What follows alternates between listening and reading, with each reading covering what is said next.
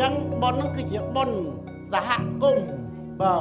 ប៉ុនសហគមន៍របស់បងប្អូនដែលមានភេទដូចគ្នាព្រះអង្គទ្រង់សម្ដែងព្រះអង្គឲ្យយើងមានធម៌សង្គ្រោះហៅថាសង្ឃហធម៌ជួយសង្គ្រោះគ្នាទៅវិញទៅមកមិនមានការរអើងទេអញ្ចឹងបច្ចុប្បន្នហ្នឹងក៏អង្គការសិទ្ធិមនុស្សឬអង្គការពិភពលោកទាំងអស់ក៏គេលើកស្ទួយដំកើងឲ្យមានសិទ្ធិស្មើគ្នាដែរបើមានសិទ្ធិស្មើគ្នាដែរហើយបើយើងនិយាយទៅតាមធម៌ព្រះរបស់ព្រះសម្មាសម្ពុទ្ធនេះជាហេតុមួយជានិស័យផលបុណ្យនិស័យរបស់គាត់ពីជាតិមុនមកពីនិស័យជួបគ្នាញោមបើអត់មាននិស័យផ្សំពីជាតិខាងដើមមកទេក៏ពិបាកនឹងអាចជួបជុំគ្នាបានដែរណាអញ្ចឹងគឺជាបុណ្យដែលគាត់បានសាងបានសន្សំទុកមកអំពីខាងដើមរបស់គាត់ដែលគាត់បានមកបច្ចុប្បន្នហ្នឹងជួបជុំរស់នៅជាក្រុមគ្រួសារជាមួយគ្នារស់នៅបានសុខបានចម្រើនអញ្ចឹងទៅ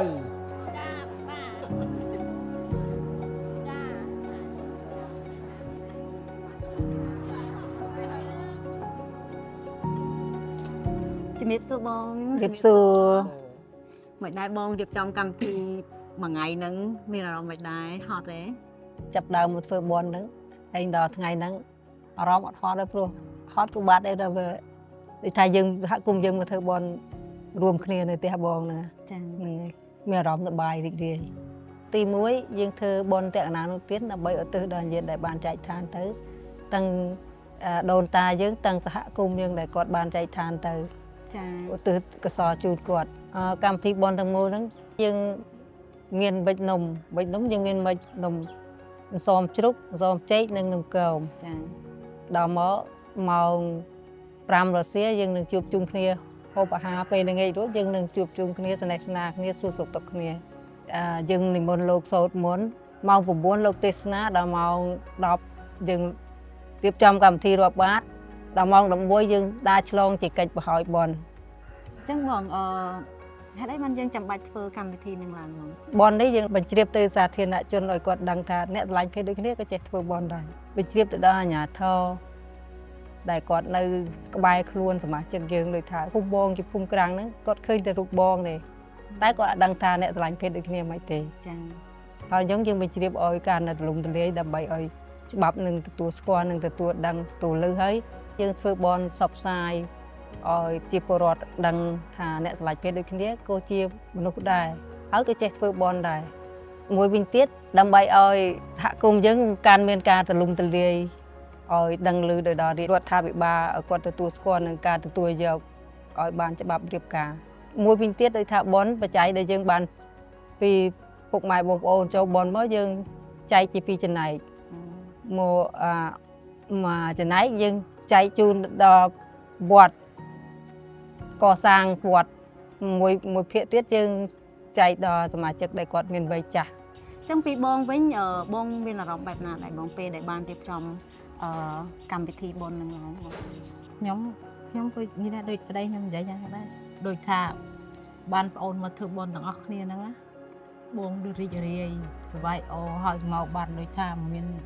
អ្នកស្រុកអ្នកភូមិគេដឹងឮថាខ្ញុំកាប់ទឹកជាប្តីប្រពន្ធគាត់ច្បាស់មែនសប្បាយរីករាយព្រោះបានអ្នកស្រុកឲ្យគេមកអូស្គាល់គ្នាថាយើងមិនមែនតែ3នាក់យ៉ាងមានគ្នាច្រើនដែរយ៉ាងស្រុកគេមកឃើញចាបងតែគេឯកសារអញ្ចឹងគេថាដល់ពួកក្រុមទៀតចំហើយចេះធ្វើបុណ្យធ្វើទានយ៉ាងចាហើយអ្នកស្រុកមកចូលរួមហើយធ្វើរីករាយយ៉ាងគេមកឃើញយ៉ាងមានស្នាមញញឹមយ៉ាងចាអញ្ចឹងបងអរគុណច្រើនក្នុងការចែករំលែកអំពីចំណាប់អារម្មណ៍ហើយនឹងការរៀបចំបុណ្យទាំងមូលនេះមើលទៅឃើញកម្មវិធីយើងស្វាស្វែងហើយធ្វើបានល្អមែនតើ អញ្ចឹងនេះយើងបានស្ដាប់មតិយោបល់ហើយនឹងការចែករំលែករបស់ពួកគាត់ដែលជាអ្នករៀបចំកម្មវិធីបុណ្យទាំងមូលអញ្ចឹងយើងទៅស្ដាប់មតិយោបល់ពីអ្នកចូលរួមវិញម្ដងតោះ ខ្ញុំតាមមើលទស្សនវិជ្ជានៅក្នុងប៉ុននេះឃើញថាល្អណាល្អយ៉ាងម៉េចល្អទី1ហើយក្មួយចេះឯកភាពគ្នាជាធ្លុងមួយហើយចេះធ្វើប៉ុនធ្វើទានអាហ្នឹងវាជាការល្អក្នុងការសាមគ្គីណាហើយ ឃើញធ្វើបុណ្យធ្វើទាននឹងធ្វើស្មោះត្រង់ទៀតខ្ញុំរឹតល្អជួយសង្គមផងជួយណែប្រពុតផងជួយដល់ប្រទេសជាតិផងហ្នឹងហើយ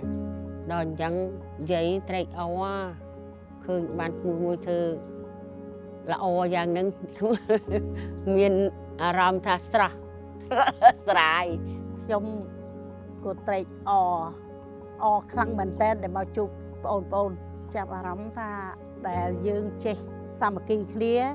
យើងចេះស្រឡាញ់គ្នាយើងចេះជួយគ្នាអ្នកភូមិគាត់មកជួយដុតដៃដុតជើងនិយាយពីជួយមែនតើជួយធ្វើកិច្ចការគ្រប់ត្របាទគឺគ្រប់ត្រមកគេចូលរួមក៏សិនបើគេរើអើងយើងគេមិនអាចថាមកចិត្តយើងទេ ពេលជិះមកពីកវោមកមានអារម្មណ៍ថា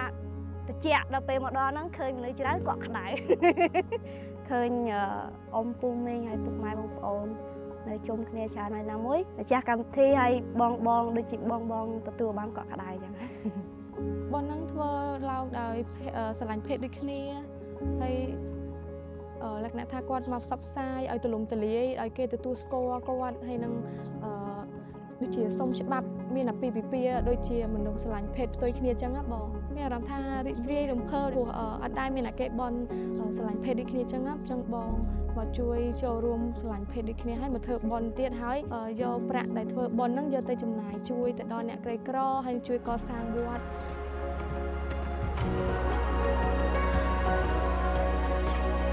មកចោលកោ